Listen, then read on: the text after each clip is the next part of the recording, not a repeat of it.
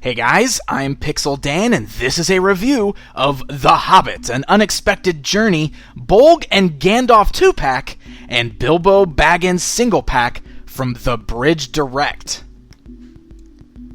The Hobbit, An Unexpected Journey is the awesome upcoming prequel movie to Peter Jackson's The Lord of the Rings trilogy, and a movie that a lot of fans of that series have been very excited for. And of course, with the all-new movie comes a brand new series of action figures from a little-known company known as The Bridge Direct. Now, in this new The Hobbit toy line, they're coming out with figures that are both in the 6-inch scale and in the 3 3/4-inch scale. And what we have here today are two of the offerings from that 3 3/4-inch line. One 2-pack and one single-carded figure. So, Gandalf and Bolg 2-pack come on this large blister card style packaging. It's just got this really nice golden kind of brownish color scheme going on with the Hobbit movie logo up there at the top, and fully showcases both of the figures within the package.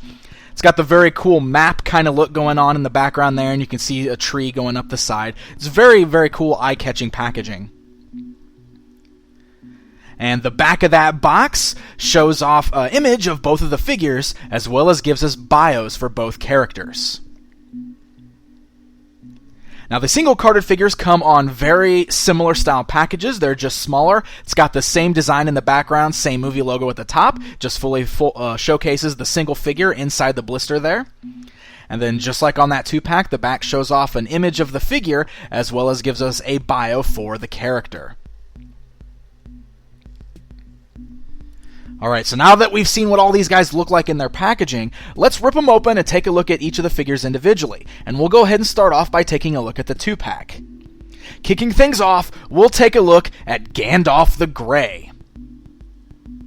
Of course, folks who did see the Lord of the Rings trilogy are already familiar with Gandalf the Grey, and The Hobbit here does take place before those films, but Gandalf is still played by the same actor as the previous films, Ian McKellen. And the likeness on the figure is not too bad. Looking at it, it does have a very good likeness of Ian McKellen. It's not the best likeness, but you definitely get the vibe from looking at it. He does kind of have a little bit of sleepy eyes going on there. It kind of looks like he's bored, but you know, I can see that it's trying to capture the likeness of Ian McKellen. The paint job on the figure is not too bad either. The beard is really cool looking. It's got a great mixture of highlights of grays and whites kind of streaked all without it. You can see he's got some bruises or maybe some dirt there scratched across his face. And then his gray robe is also kind of got that same little streaking going on with them brown smudges and everything. Kind of makes it look a little worn and dirty. Now, you'll notice he does have some sculpted details on the robe there, such as the brown belt that's wrapped around his waist, and then he's also got the blue sword scabbard that's hanging at his side. The sword scabbard itself can be removed from the side of the figure, but you will notice that the little blue straps are permanently sculpted to the robe, so if you do take it off, you're going to be left with just these blue straps hanging there attached to nothing.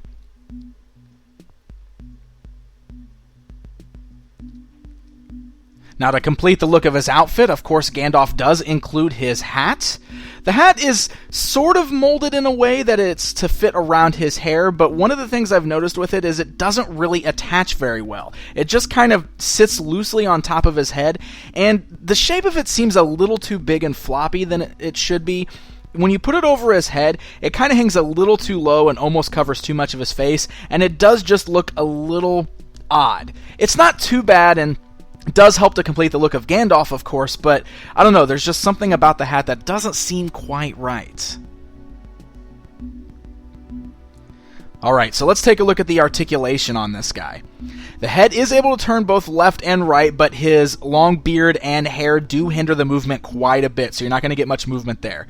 He does have ball-like joints at the shoulder, so you can move up and down, forward, backwards. He's got swivels right above the elbow, as well as a standard elbow joint. He has swivels at the wrist. He's able to turn left and right at the waist. Then we come to the part with his legs. I do believe he's got hinge articulation and the thighs. He's got knee joints under there, but the problem is that the robe is made of such a stiff, hard plastic, you're not going to get a lot of movement out of his legs whatsoever. As far as accessories go, Gandalf includes his famous staff, of course. Now, the staff is just a solid brown plastic. It is made of a very gummy, soft plastic, so it's very pliable and it does bend around. It might come out of the package slightly warped, so that is something to be wary of. It's got a pretty cool sculpt to it. Of course, it looks just like we have seen his staff in the films, and it can be held in either his left or his right hand.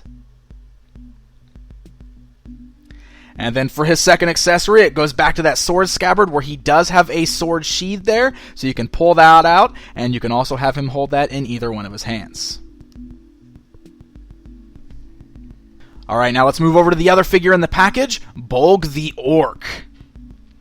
Now, the first thing to note about this guy is he is bigger than Gandalf, which is really cool. Gandalf is right in the standard 3 3/4 inch scale, and if you look at him side by side with Bolg here, you can see that he's more about in the 4-inch scale, standing a full head taller than Gandalf. So that is pretty nice that we have some good scaling going on here, making the orcs bigger than the humans. He's got some pretty cool details going on there. When you look at him up close, you can see this. His skin is white, but it's got this black wash going on, so it does have a very dirty look, and it does kind of help bring out the sculpts of the musculature and everything in his legs and his arms. His face does look very dirty. He's got some face paint scratched across there as well. His beard hanging down from his mouth is stained blood red, which is really cool looking. And he does have lots of cool little details in his armor and everything. The package talks about how he wears the bones and blood of his victims, and you can definitely see that looking at his armor, as it's definitely made out of lots of furs and pelts and bones all around the figure there, so it is very cool. Now, the paint is very basic on most of it. You can see a lot of it is just the same colored brown, so there are not a lot of extra painting details going on to kind of distinguish some of the different parts on there. The only distinguishing parts are the bones, which are painted slightly different. Otherwise, it's mostly just that brown color. So articulation on him is pretty much the same as what we saw with Gandalf. The head barely turns left and right, but with his long beard and hair and, of course, the big shoulder pads, you're not going to turn his head very much. The arms are on the ball joints, but with those shoulder pads, they're not going to raise up very high. You do have swivels just above the elbows, as well as a standard elbow bend. You have swivels at the wrist. His waist does turn left and right, but his armor does get in the way of that as well. He has hinge joints at the legs, but they only come up partly way to the left, to the sides there. They do move forward and backwards slightly. He has swivels just above the knees, standard knee joint, but then no joints under that. So no ankle pivot, no ankle twist, no joints whatsoever anywhere in his shins or his feet area. So one of the things about that kind of stinks is you're not going to be able to position him around too much, because there's only so many stances where his feet will stay flat on the ground and actually keep him standing, which does kind of make the other joints in the upper legs there almost useless, because you can't position his feet to balance him. Now, as far as accessories go, he includes 3 different weapons. First up, he's got a little shorter sword, which can be held in both of his hands. Then he also has a longer sword. Now, the swords are both pretty cool, because you can see that the handles of them are made of what looks like bones, and it's wrapped in like a brown leather. And the blades are made of a silver plastic. They are slightly pliable, but they're not as gummy as Gandalf's staff was. And then his third weapon is very menacing looking, because it's this giant club that's got these huge spikes sticking off of it, again with the handle made of bone, just like the swords, and it's a very cool looking weapon to have him hold in his hands.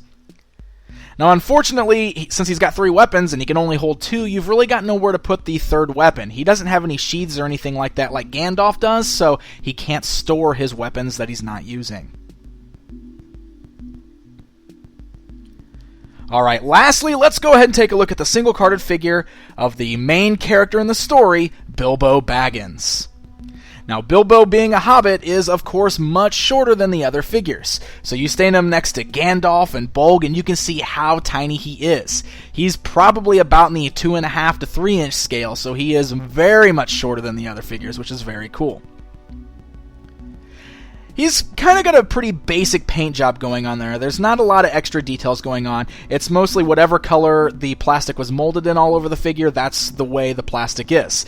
So he just has a very basic paint job on his face, not a lot of details going on there. He's got like the reddish brown hair. His coat is made of just a solid maroon color plastic. His pants are just a tan color plastic. And you can see he does have little fur or hair painted on the tops of his feet, so there is that little detail going on there. Articulation on the figure is what we've seen with the other guys pretty much. The head is able to turn both left and right. He's got ball-like joints in the shoulders, moving up and down, forwards, backwards. Swivels above the elbow, regular elbow joint, swivel at the wrist. His waist is able to turn left and right.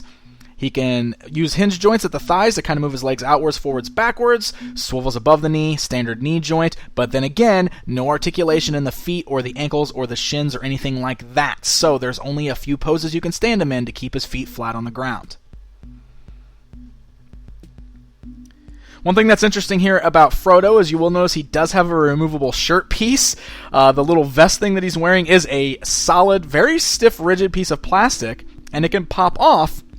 You can see it's just got two little pegs and peg holes in his chest that holds it on, so you can remove it if you want to, but then you're stuck with two giant holes in his chest.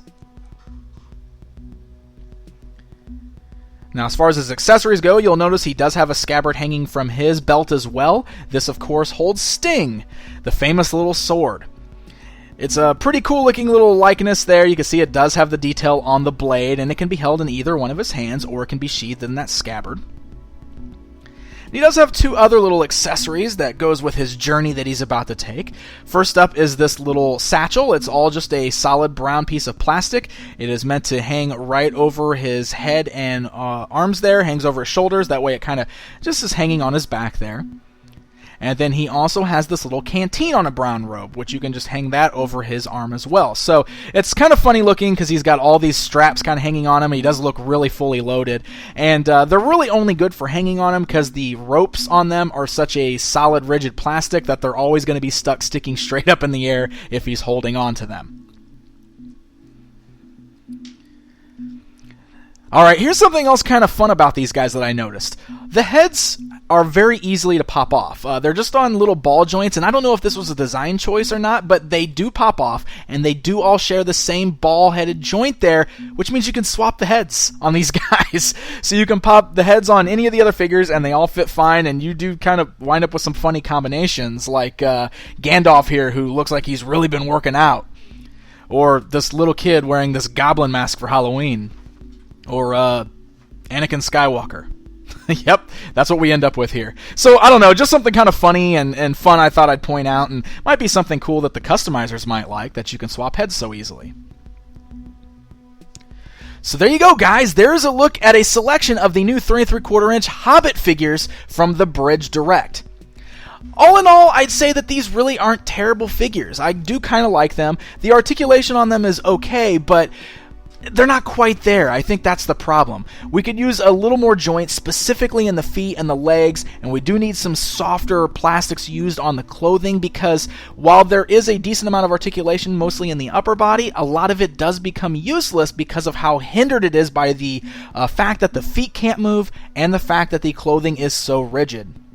The detailing isn't too bad. If these are toys probably more directed towards the kids out there than the collectors, I think kids will get a big kick out of these. I think the biggest road of accomplishment for these guys is the fact that they're going to have to appeal to the collectors who were big into buying the Toy Biz Lord of the Rings figures during that era. These are not in scale with those, obviously, and while there are 6-inch figures in this new Bridge Direct line, I think it's going to be hard because a lot of fans out there are going to compare these to their Toy Biz figures. Either way, for a company who is not very heard of in the Bridge Direct, I think they did a pretty good job for their first outing here. So these new Hobbit figures are starting to hit toy stores right now, so happy hunting, and until next time.